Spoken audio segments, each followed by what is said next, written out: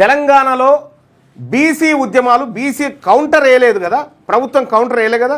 Counter అయిన వార్త ఎందులో రాలేదు, ఏ పేపర్లో రాలేదు. ఎందుకంటే ప్రభుత్వానికే కాదు ఈ పత్రికలకు కూడా ఇష్టం లేదు బీసీలకు రిజర్వేషన్ రావడం. దాచిపెడుతున్నాయి చూడు, అంశాన్ని దాచిపెడతా ఉన్నాయి. అందుకోసమే నేను చెప్తా ఉన్నా, బీసీ ప్రజలారా, ఈ పత్రికలు మనవి కావు, ఈ ప్రభుత్వం మనది కాదు, ఓట్లు మాత్రమే మనవి. ఈ రాబోయేటువంటి మున్సిపల్ ఎన్నికల్లో విజ్ఞతతోని ఓటేయండి. కత్తెర గుర్తు అభ్యర్థులు ఉన్న కాడ కత్తెర గుర్తుకు, లేని చోట బీసీ అభ్యర్థులు ఏదైతే జనరల్ స్థానంలో నిలబడ్డారో వాళ్లకు, జనరల్ స్థానంలో నిలబడ్డటువంటి బలమైన ఎస్సీలకు, బలమైన ఎస్టీలకు, మైనార్టీలకు ఓట్లేయండి. రెడ్లకు మాత్రం ఓటేయకండి. నేను చెప్తా ఉన్నా, ఇక్కడ నుంచి నేను ఒక పొలిటికల్ పార్టీ అధ్యక్షునిగా చెప్తా ఉన్నా, కత్తెర గుర్తు పైన రెడ్లు వెలమలు ఓటేయొద్దు, ఓటు వేయకండి. మా బీసీ ఎస్సీ ఎస్టీ మైనార్టీ సరిపోతుంది. మీ ఓట్లు లేవు, మీ పిడికెడు ఓట్లు మాకొద్దు, మీ ఓట్లు క్లియర్గా చెప్తా ఉన్నా ఒక పార్టీ అధ్యక్షుడిగా. మీకు దమ్ముంటే బీసీల ఓట్లు వద్దని చెప్పి రెడ్లు చెప్పండి, ప్రకటన చేయండి. మీకు దమ్ముంటే బీసీల ఓట్లు వద్దని చెప్పి బీఆర్ఎస్ చెప్పండి. మీకు దమ్ముంటే బీసీల ఓట్లు వద్దని బీజేపీ చెప్పమనండి. మరి బీసీల గురించి మాట్లాడనటువంటి మీరు బీసీల ఓట్లు ఎందుకు కావాలి మీకు? నేను చెప్తా ఉన్నా, మేము కంప్లీట్గా డెడ్ ఎగనిస్ట్గా ఉన్నాం రెడ్లకు వెలమలకు. క్లియర్గా గీత తీసుకున్నాం, వాళ్ళు అక్కడ, మేము ఇక్కడ అని ఉన్నాం. మేము గీత తీసుకున్నాం, మీ ఓట్లు వద్దని చెప్తా ఉన్నాం. రెడ్లు వెలమల ఓట్లు వద్దు, మీ ఓట్లతో ఒక్కటి కూడా గెలవలేడు ఎవడాడ. ఎందుకంటే మీ ఇన్నే పిడికాడు గిన్ని ఓట్లు ముత్యం. మా బీసీలే గిన్ని ఓట్లు, మా ఎస్సీ ఎస్టీలే కలిస్తే ఇక గిన్ని మైనార్టీలే కలిస్తే 100కి 96 ఓట్లు మా ఆయన, 94 ఓట్లు మా ఆయన, ఇంక మీయే ఉన్నాయి లొటపీసాడ.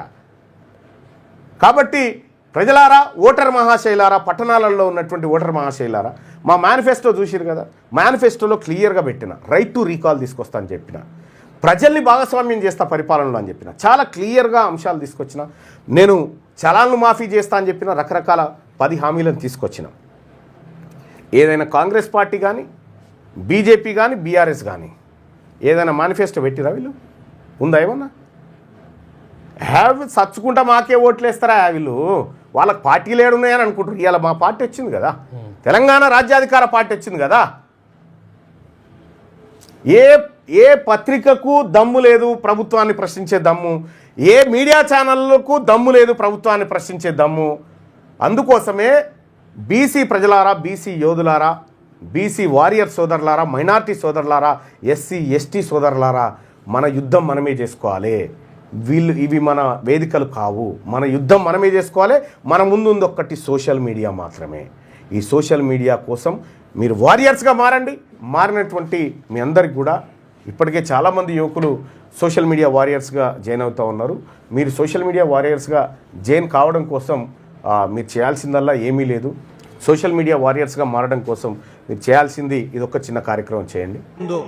ఎప్పటికైనా సచ్చేటోళ్ళమే, రేపటి సాగు కోసం ఇవాళ భయపడతామా? దశాబ్దాలుగా రెడ్లు, దొరల యువసేనలు, ఫేస్బుక్లు, ట్విట్టర్లు, ఇన్స్టాలు, యూట్యూబ్లను మన భుజాల మీద మోసినాం కదా. ఇక చాలు, ఎనఫ్ ఈజ్ ఎనఫ్. ఇప్పుడు నడుస్తుంది మన ఉద్యమం, బీసీల ఆత్మగౌరవ యుద్ధం. ఇది బీసీల అధికార దండయాత్ర.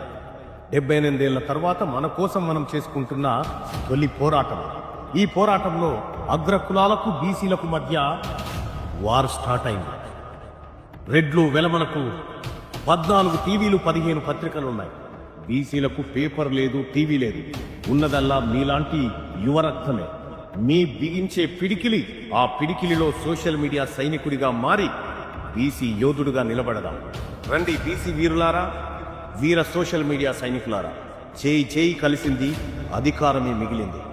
బీసీ సోషల్ మీడియా వారియర్స్గా పనిచేయాలనుకుంటున్నారా? ఇప్పుడే ఈ నెంబర్కు కాల్ చేయండి. 1 నిమిషం కేటాయించు, 78 ఏళ్ల దోపిడీని అరికట్టు. జై బీసీ, జై జై బీసీ, జై తెలంగాణ.